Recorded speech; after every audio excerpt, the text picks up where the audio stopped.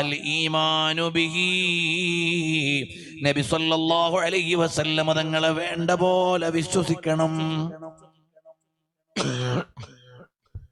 സാധാരണ വ്യക്തിയല്ല, വലാകിർ റസൂലുള്ളാഹി വഖാതമൻ നബിയ്യീൻ, last and final prophet of Allah, അല്ലാഹു തആല നിയോഗിച്ച അന്ത്യപ്രവാചകനും അവസാനത്തെ പ്രവാചകനുമാണ് നബി സല്ലല്ലാഹു അലൈഹി വആലിഹി വഅസ്ഹാബിഹി വസല്ലം തങ്ങൾ. അത് നമ്മുടെ ഉള്ളിൽ ഉറക്കണം. അസ്ദിഖു വൽ അമാനത്തു വൽ ഫതാന, ആ വിശേഷണങ്ങളെല്ലാം ഉള്ള നബി സല്ലല്ലാഹു അലൈഹി വസല്ലം തങ്ങളെ നമ്മളൊന്ന് അറിയണേ. അൽ ഈമാനു ബിഹി, ആധുനിക കാലത്തെ രക്ഷിതാക്കളോട് പറയട്ടെ, നമ്മൾ ഭൗതിക വിദ്യാഭ്യാസത്തിന്റെ ജ്വരത്തിൽ മതവിദ്യാഭ്യാസം നമ്മുടെ മക്കൾക്ക് അന്യമാകരുത്. അവരാദ്യം പഠിക്കേണ്ടത് ആരെയാണ്? മുഹമ്മദുർ റസൂലുള്ളാഹ് സല്ലല്ലാഹു അലൈഹി വസല്ലം തങ്ങളെയാണ്. നബി സല്ലല്ലാഹു അലൈഹി വസല്ലം തങ്ങളെയാണ് അവ്വലു വാജിബിൻ അലൽ ആബാഇ വൽ ഉമ്മഹാതി, മാതാപിതാക്കൾ ആദ്യം മക്കൾക്ക് പഠിപ്പിച്ചു കൊടുക്കേണ്ടത് നബി സല്ലല്ലാഹു അലൈഹി വസല്ലം തങ്ങളെയാണ്. എവിടെയാണ് ജനിച്ചത്, എവിടെയാണ് വഫാത്തായത് തുടങ്ങിയുള്ള കാര്യങ്ങൾ അങ്ങ് പഠിപ്പിച്ചു കൊടുക്കണേ. ഇതിൽ ഒരു വീഴ്ചയും വരുത്താൻ പാടില്ല.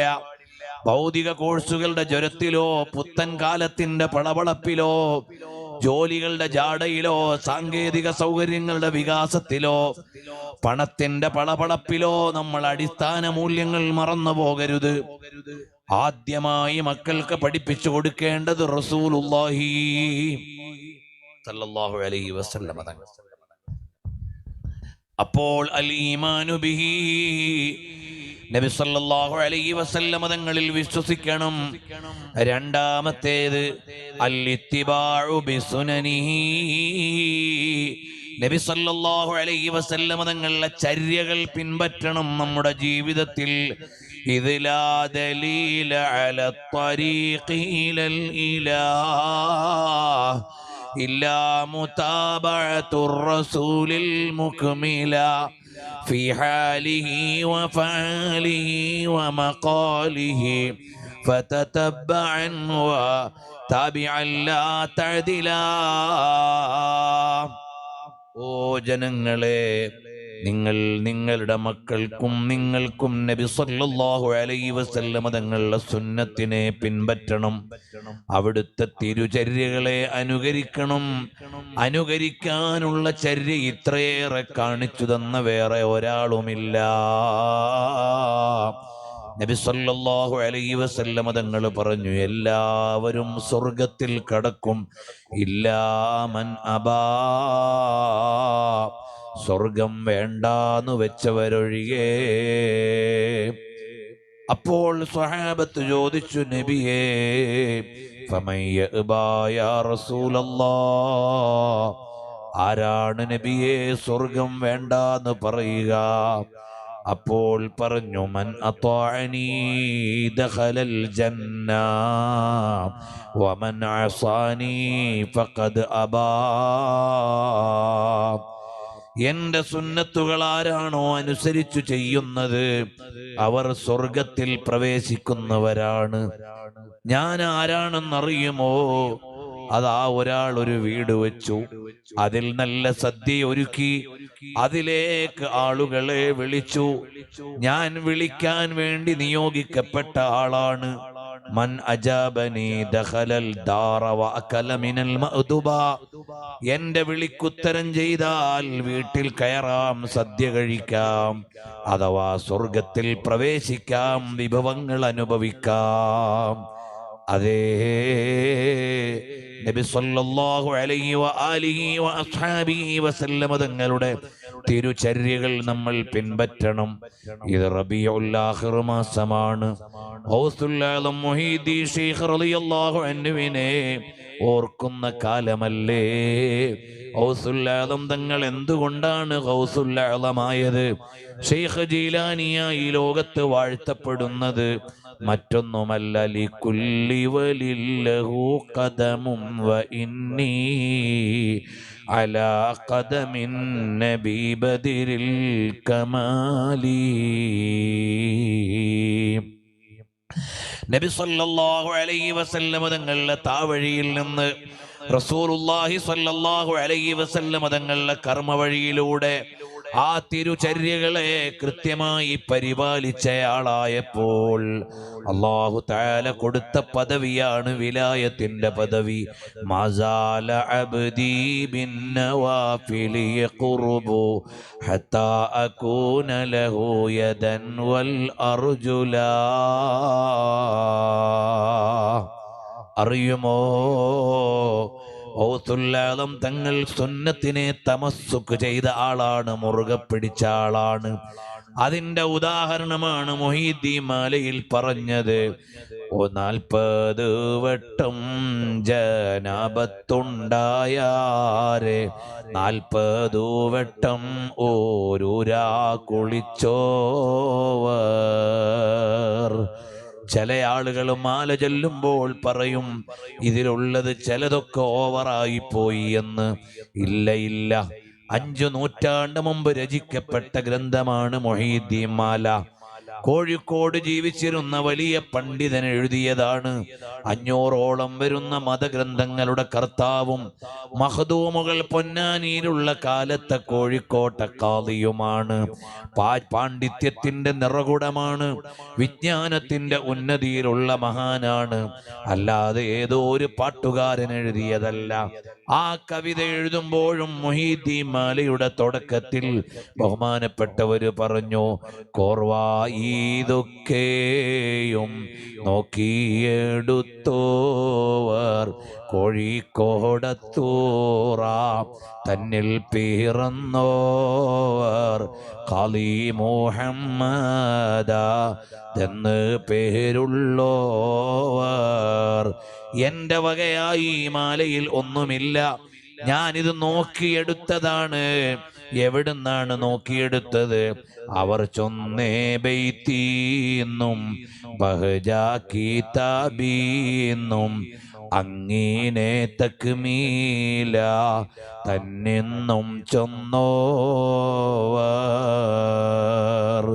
ഞാൻ ഈ മാലയിൽ പറയുന്ന കാര്യങ്ങളെല്ലാം ഒന്നുകിൽ അവർ ചൊന്നേ ബൈത്തീന്ന് മുഹീദ്ദീൻ ശൈഖ് തങ്ങളുടെ ബൈത്തിൽ നിന്നാണ്, അല്ലെങ്കിലോ ബഹ്ജത്തുൽ അസ്റാർ എന്ന കിതാബിൽ നിന്നാണ്, അല്ലെങ്കിൽ തക്മില എന്ന ഗ്രന്ഥത്തിൽ നിന്നാണ്. തക്മിലയും ബൈത്തും മുഹീദ്ദീൻ ശൈഖിൻ്റേത് തന്നെയാണ്. പിന്നുള്ളൊരു കിതാബ് ബഹ്ജത്തുൽ അസ്റാറാണ്. അതേതോ ഒരാൾ എഴുതിയതല്ല. ഹദീസ് സ്വീകരിക്കാൻ മാത്രം ആധികാരികതയുള്ള പണ്ഡിതനാണെന്ന് അദ്ദുററുൽ കാമിനയിൽ ഇബ്നു ഹജർ തങ്ങൾ രേഖപ്പെടുത്തിയ മഹാനാണ് ബഹുമാനപ്പെട്ട സയ്യിദുനാ ബഹ്ജത്തുൽ അസ്റാറിന്റെ മുസന്നിഫ് അലിയു ശത്നൂഫി റളിയല്ലാഹു അൻഹു. അപ്പോൾ ഈ 3 അവലംബങ്ങളിൽ നിന്നാണ് ഞാൻ മാലയിൽ വിഷയങ്ങൾ എഴുതിയിട്ടുള്ളത്. അതിൽ ഒരു വിഷയമാണ്, ഞാൻ വിശദാംശങ്ങളിലേക്ക് പോണില്ല, ആരും മാല മറക്കണ്ട എന്ന് വിചാരിച്ച് ഓർമ്മപ്പെടുത്തിയതാണ്. കേരളത്തിൽ എന്തിനാണ് അറബി മലയാളം ഉണ്ടാക്കിയത്? ഖുർആൻ ഓതാൻ അറബി മലയാളത്തിന്റെ ആവശ്യമില്ല. അതോ അറബിയിൽ തന്നെയല്ലേ പാരായണം ചെയ്യല്? പിന്നെ എന്തിനാണ് ഈ അറബി മലയാളം ഉണ്ടാക്കിയത്? ആളുകൾക്ക് മാല ചൊല്ലാനാണ്, മൗലിദ് ചൊല്ലാനാണ്, അവർക്ക് ഖുർആനിന്റെ അക്ഷരങ്ങൾ പഠിക്കാനാണ്. അപ്പോൾ ഇത്തരം മനാഖിബുകൾ ആ അറബി മലയാളത്തിന്റെ ഭാഷയുടെ തന്നെ പ്രമാണമാണ്. പ്രിയമുള്ളവരെ, ഞാൻ വിശദാംശങ്ങളിലേക്ക് പോണില്ല. ഹബീബായ സയ്യിദുനാ റസൂലുള്ളാഹി സ്വല്ലല്ലാഹു അലൈഹി വസല്ലം തങ്ങളുടെ പേരക്കുട്ടിയായ ഗൗസുൽ ആദം തങ്ങളുടെ മദ്ഹ് ഒരു രാത്രിയിൽ 40 വട്ടം ജനാബത്തുണ്ടായി എന്നതല്ല, 40 വട്ടവും കുളിച്ചു എന്നതാണ് അതിലെ പ്രധാന കാര്യം. അതെന്താണ്? ഒരാൾക്ക് ജനാബത്തുണ്ടായാൽ അടുത്ത നിസ്കാരം ഖളാ ആകുന്നതിന് മുമ്പ് കുളിക്കൽ നിർബന്ധമാണ്. ഉടനെ കുളിക്കൽ സുന്നത്താണ്. ആ സുന്നത്തിനെ മുറുകെ പിടിക്കുന്നയാൾ, ബഹുമാനപ്പെട്ടവർക്ക് ചിലപ്പോ ഒരു പരീക്ഷയുണ്ട്. എല്ലാ മേഖലയിലും പരീക്ഷയുണ്ടല്ലോ. അല്ലാഹു തആല എല്ലാരെയും പരീക്ഷിക്കും. ഈ ലോകത്തൊരു IAS കാരൻ എത്ര പരീക്ഷ നേരിടണം, ഒരു IPS കാരൻ എത്ര പരീക്ഷ നേരിടണം, ഒരു പട്ടാളക്കാരൻ ഏതെല്ലാം പരിശീലനത്തിൽ പങ്കെടുക്കണം അവന്റെ യോഗ്യത തെളിയിക്കാൻ. എന്നാൽ അതുപോലെ യോഗ്യത തെളിയിക്കുന്നവർക്കാണ് ആത്മീയ വഴിയിൽ പ്രവേശനം ലഭിക്കുക. ബഹുമാനപ്പെട്ട ഉമറുൽ ഖാദി തങ്ങൾ, മമ്മിക്കുട്ടി ഖാദി അവറുകളോട് ചോദിച്ചു, എനിക്ക് ഖാദിരിയ ത്വരീഖത്ത് വേണം. മമ്മിക്കുട്ടി ഖാദി അവറുകളൊന്നും പറഞ്ഞില്ല. രാത്രി ദർസ് കഴിഞ്ഞപ്പോൾ ശിഷ്യനെയും കൂട്ടി വീട്ടിലേക്ക് പോയി.